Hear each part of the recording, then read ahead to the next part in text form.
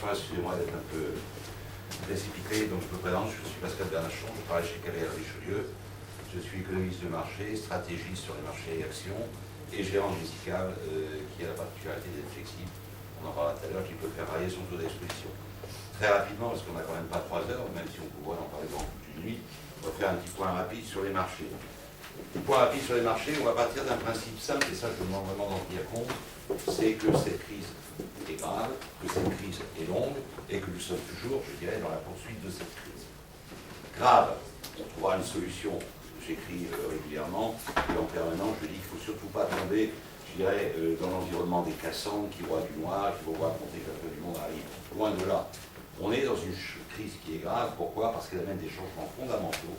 Ces changements fondamentaux ont été mis en place antérieurement à cette crise, et inévitablement, la crise n'a fait que les révéler. Je dis souvent, c'est un peu comme quelqu'un qui est dans une boîte de nuit, au fond, personne ne le voit, et à partir du moment où il va sur la piste de danse, sous les sunlights, tout d'un coup, on dit, ah, tiens, il était là.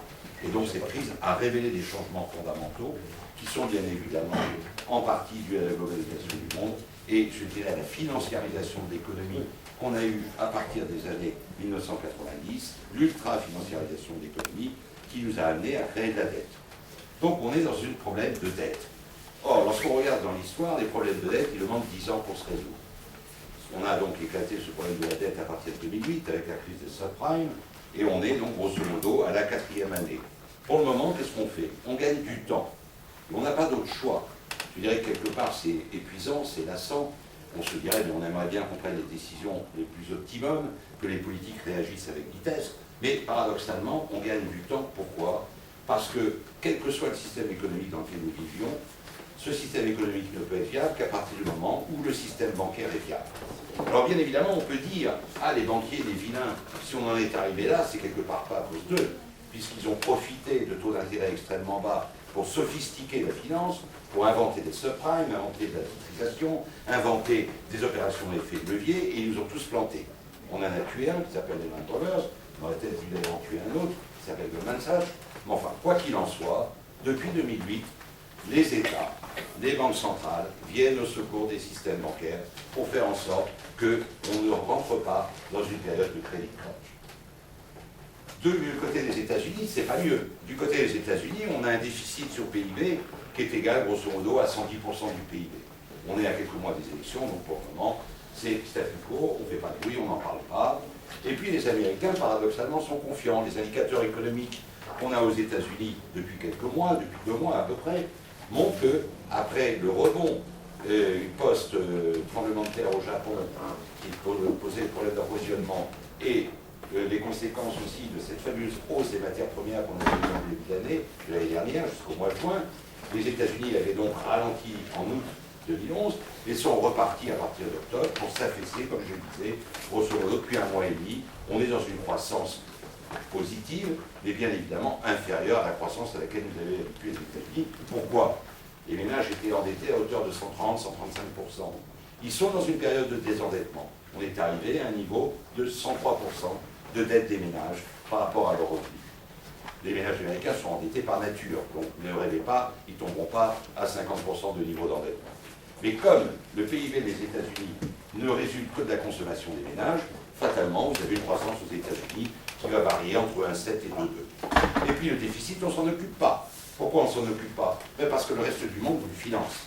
Et que vous n'avez pas d'autre alternative, même si le roi dollar perd de sa superbe dans l'histoire, il est inévitable que lorsque vous avez de l'argent et vous êtes un investisseur international, vous n'avez pas 30 alternatives à part le dollar, un peu la livre sterling, le yen et bien évidemment l'euro. Mais l'euro est dans une crise pour le moment. Donc sur les États-Unis, après les élections, on va arriver de nouveau à la période où on va dépasser ce qu'on appelle le plafond de la dette. Donc les républicains et les démocrates vont prendre chacun leur fusil.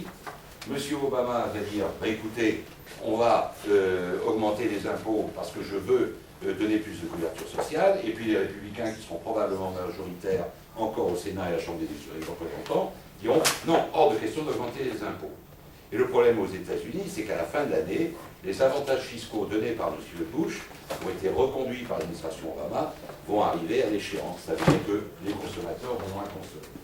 Mais quelque part, lorsque vous interrogez les grands investisseurs américains, quand vous faites des sondages auprès des Américains, eh bien, ils restent optimistes. Déjà parce que par nature, vous savez que les Français se fouettent et les Américains rient. Les Américains ont plutôt une optique optimiste des choses. Même si ça, dans le temps, ça s'estompera parce que au niveau démographique, c'est la population sud-américaine qui viendra majoritaire aux États-Unis, non plus la génération des pionniers américains de l'époque, italiens, polonais ou anglo-saxons. Mais quoi qu'il en soit, les Américains ont compris une chose. À partir de 2014, ils sont indépendants énergétiquement. Grâce au shale gas, c'est-à-dire la capacité d'aller fragmenter la couche terrestre et d'aller sortir de gaz résiduel, les Américains seront non seulement indépendants énergétiquement aux États-Unis, mais ils seront exportateurs d'énergie à partir de 2017 à peu près. Vous imaginez pas, bien évidemment, sur la balance commerciale américaine, l'effet extraordinaire que ça peut avoir. On n'importe plus de pétrole, très peu, et au contraire, on vend de l'énergie. Donc aujourd'hui, optimiste, et effectivement, le petit poids qu'on va avoir en fin d'année sur ce problème budgétaire, eh bien, il va pas être significativement, je dirais, avoir un impact significatif sur le moral des Américains grâce à cela. M. Obama a de fortes chances d'être élu, parce que la droite républicaine n'a pas envie de voter un monsieur qui est mormon, c'est-à-dire M. Romney. Donc la probabilité que M. Romney, en l'état actuel des choses, est somme toute relativement faible. Donc les États-Unis vont continuer sur cette croissance. Et d'autre part, qu'est-ce qu'on constate aux États-Unis? C'est qu'à l'appui d'un dollar faible, de taux d'intérêt extrêmement bas, les Américains regagnent de la compétitivité. C'est-à-dire que les Américains, et on le voit dans la balance commerciale américaine, commencent à exporter de plus en plus. Ils reprennent des parts de marché. Et puis en plus, en termes d'innovation, ils ont toujours été en avance sur nous. Donc ils innovent, ils font de la recherche. Les entreprises investissent parce que les entreprises américaines donnent sur un tas d'argent phénoménal. Donc elles investissent dans la recherche et développement, pas assez bien évidemment dans l'outil industriel, mais quoi qu'il en soit, l'optimisme revient. Je dirais qu'une fois de plus, les Américains ont une chance phénoménale, ils sont sauvés, je dirais, mais bien évidemment, ils ne ressortent pas de la crise comme ils y étaient entrés. Parce que la particularité de cette crise, c'est qu'on ne sait pas dans quel état on va en sortir, et comment on va en sortir, et sur quelle, je dirais, philosophie économique on va en sortir. Philosophie économique, ça sera un système libéral. Mais inévitablement, c'est ma croyance, il faudra du temps pour le voir, cette philosophie libérale, économique, ne pourra, je dirais, se survivre à elle-même qu'à partir du moment où il faudra qu'elle intègre une valeur extrêmement importante qu'elle avait délaissée dans les dernières années, c'est la valeur de l'homme, c'est la valeur du travail. Donc effectivement, dans quelques années, alors qu'on est en train de le faire au sein des pays émergents par des augmentations de salaires massives, 40% en Thaïlande au 1er avril, 10 à 13% par an, voire 20% en Chine, on va effectivement, peut-être plus tard, voir des hausses de salaire dans les pays développés, une fois bien évidemment que le problème de cette crise va s'estomper. L'Allemagne a donné l'exemple, parce que l'Allemagne est en plein emploi, et que l'Allemagne est en démographie négative. L'Allemagne est en démographie négative, et l'Allemagne, on va arriver sur la crise de la zone euro, elle est totalement consciente que la croissance magnifique qu'elle a eue, elle l'a eue grâce à qui? Elle l'a eue petit 1, parce qu'elle a absorbé 20 millions d'Allemands de l'Est. Il faut une génération pour absorber un pays comme ça, enfin les Länder de l'Est. On est arrivé à ces 25 ans, le temps nécessaire. Ça a été financé en partie par le reste de la communauté européenne, et ça a donné de la croissance significative à l'Allemagne.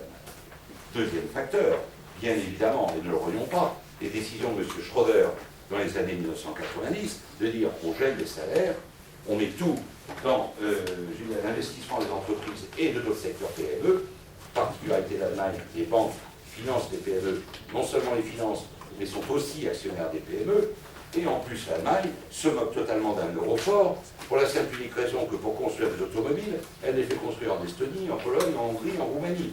Donc, quelque part, elle les fait construire dans des pays à devise faible et à monnaie faible, et à salaire faible.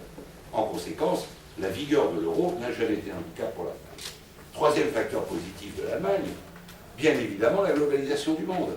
À partir du moment où on décide de déplacer nos usines d'un pays à l'autre, et comme on l'a fait pour aller de la Turquie à la Tunisie, au Maroc, puis en Chine, puis au Vietnam, puis au Pakistan, à chaque fois qu'on faisait fabriquer dans le reste du monde ce que nous fabriquions avant, il fallait que ces pays-là investissent dans des machines industrielles, dans des machines-outils, et l'Allemagne, spécialiste incontournable de ce type de produit, a été la grande bénéficiaire.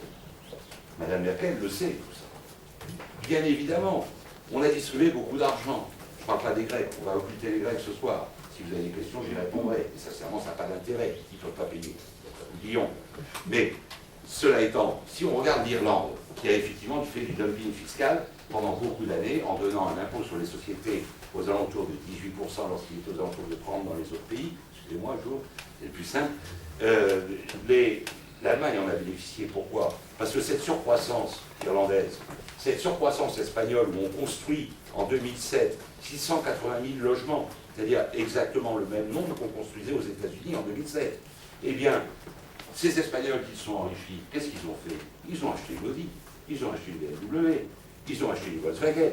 Donc l'Allemagne a bénéficié, qu'on le veuille ou non, je dirais, de cette communauté européenne et de cette zone euro.